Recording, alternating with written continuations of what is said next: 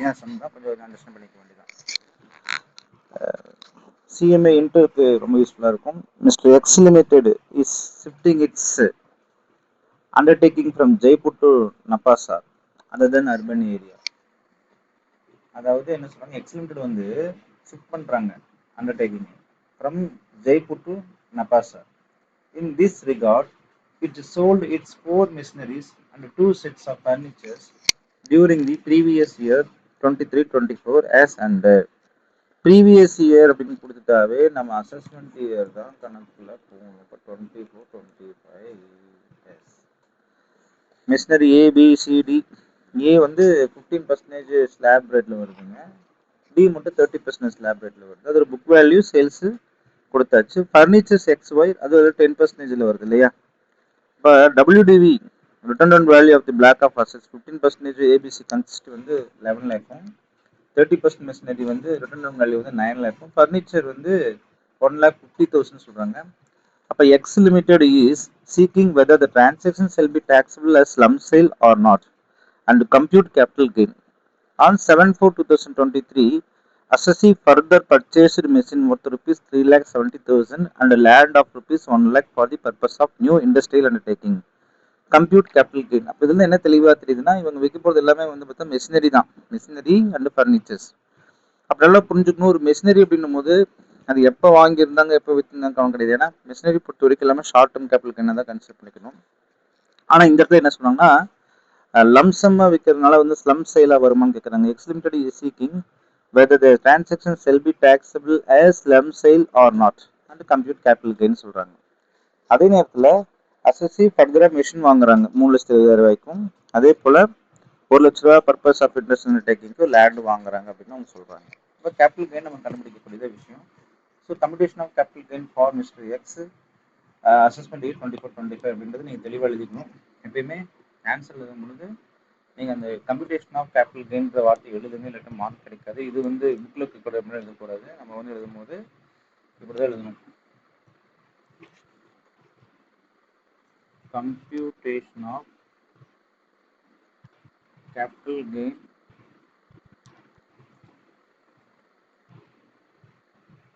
of Mr. Miss X company தானே Miss X for assessment year 25-26 amount in rupees particulars போட்டு இந்த மாதிரி ஒரு பாக்ஸை போட்டிங்கன்னா உங்களுக்கு கண்டிப்பாக முழு மதிப்பெண் கிடைக்கிறதுக்கு வாய்ப்புகள் உண்டு.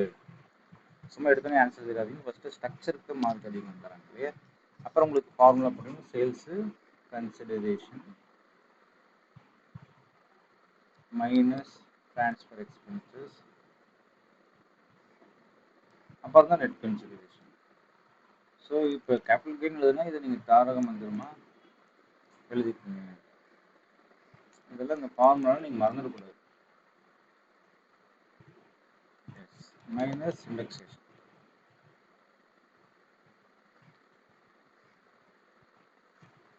எஸ், இப்போ நீங்கள் ரெடியாக இருந்துக்கணும். ஃபஸ்ட்டு நம்ம சம்குள்ளே போயிடலாம். திருப்பி ஒரு தடவை அகைன் ஐ வில் டேக்.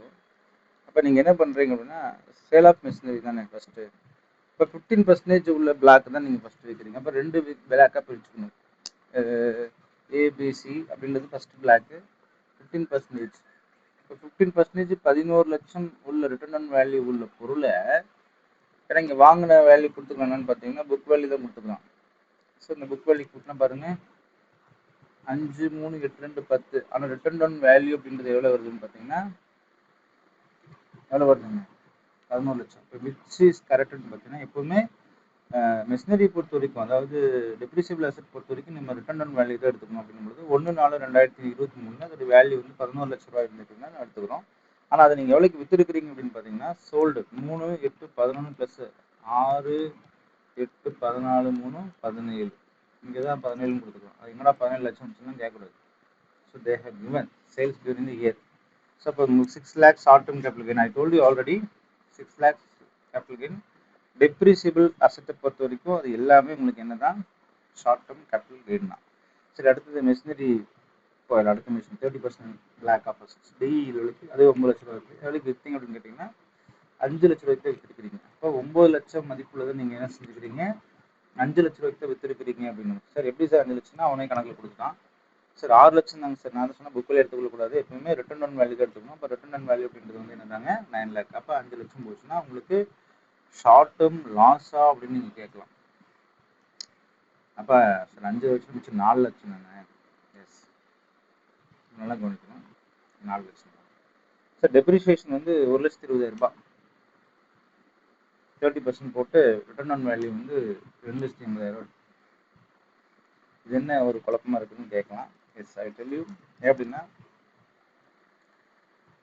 இங்கே பார்த்தீங்கன்னா, அதாவது இந்த இடத்துல என்ன நினச்சி மெஷினரி வந்து 11 லட்சம் இருந்தது, நீங்கள் எவ்வளோக்கு விற்றுட்டீங்க, 17 லட்சத்துக்கு விற்றுட்டீங்க அப்படின்னும் பொழுது அந்த என்டையர் பிளாக்கே க்ளோஸ் ஆன மாதிரி கன்சிடர் பண்ணணும்.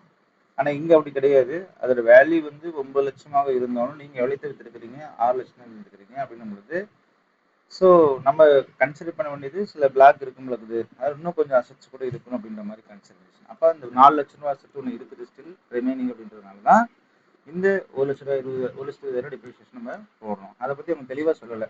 ஸோ கம்ப்ளீட்டாக விற்றுட்டாங்களான்னு சொல்லாதனால நம்ம வி அஷ்யூம்டு. அப்போ இந்த இடத்துல கொஞ்சம் அசம்ஷன் எழுதி தான் ஆகணும். இப்போ 1,20,000 நீங்கள் ஏன் ஃபுல்லாக எடுத்துக்கல அப்படின்னு ஒரு கேள்வி உங்கள் மனசில் எல்லாம் தப்புலாம் ஒன்றும் கிடையாது. இல்லையா? அப்போ ஏன் அப்படின்றது கேள்விக்குரிய பதில் என்ன அப்படின்னு பார்த்தீங்கன்னா வெரி சிம்பிள். நான் வந்து அப்படி கன்சிடர் பண்ணிக்கிட்டேன்னு தான் அர்த்தம். என்னங்க, machinery land building shifting expense then exemption available அப்படின்னு கேட்கணும். 54 இந்த இடத்துல வந்து 54Gன்ற கான்செப்ட். வாட் இஸ் செக்ஷன் 54Gனா வென் இண்டஸ்ட்ரியல் அண்டர்டேக்கிங் ஷிப்ஸ்னா urban area to rural area அப்படின்னு பார்க்கும்போது investment in new machinery land building shifting expenses then exemption is available. But industrial undertaking urban ஏரியாலேருந்து ரூரல் ஏரியா ஷிஃப்ட் ஆகும்போது அது கிடைக்கும். நல்லா புரிஞ்சுக்கணும். இப்போ நியூ அசெட்ஸ் நீங்கள் பர்ச்சேஸ் பண்ணியிருக்கணும் அப்படின்னு கேட்குறாங்க. எஸ், நியூ அசெட்ஸ் நான் பர்ச்சேஸ் பண்ணிக்கிறேன் 4 லட்சம். ஸோ அப்போ 87G வருதா அப்படின்னு 54G வருதுன்னு கேட்டிங்கன்னா எஸ், 54G இஸ் அலவுட் அப்படின்னு கேட்குறாங்க. கேபிட்டல் கெயின் உங்களுக்கு ஃபஸ்ட்டு எவ்வளோ வந்துருக்குது நம்ம பார்க்க போகிறோம். அப்போ நம்ம பார்த்ததில் வந்து உங்களுக்கு எவ்வளோ வந்து பார்க்கணும். இதுக்கு தான் நில் தானே. ஏன்னா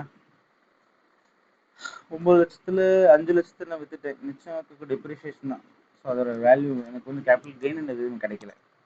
அதே போல் ஃபர்னிச்சர்ஸ் பொறுத்த வரைக்கும் எனக்கு ரிட்டர்ன் ஆன் வேல்யூ வந்து 1,90,000 இருக்குது. ஆனால் நான் விற்றது வந்து பார்த்தீங்க அப்படின்னும் போது 2,90,000 நான் விற்றுருக்கிறேன்.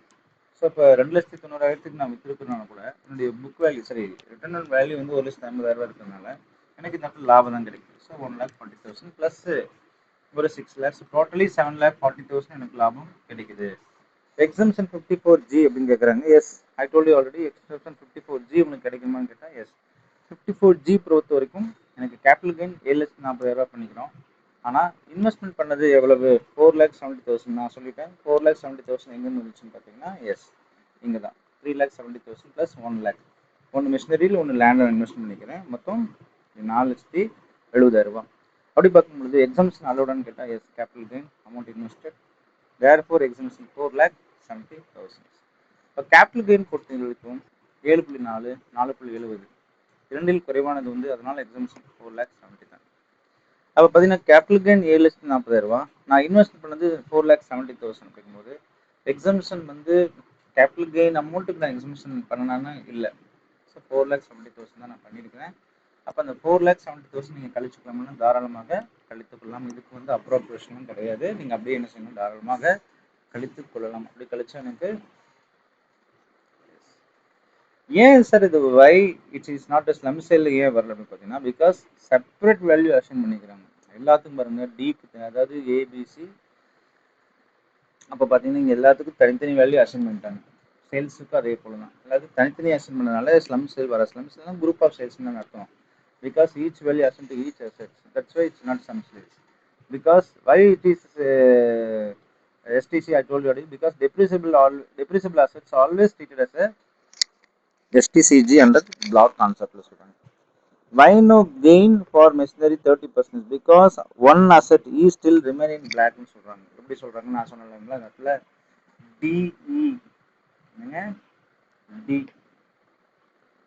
and E அப்போ D தான் விற்கிறாங்க. இந்த இடத்துல சொல்றாங்க D தான் விற்கிறாங்க.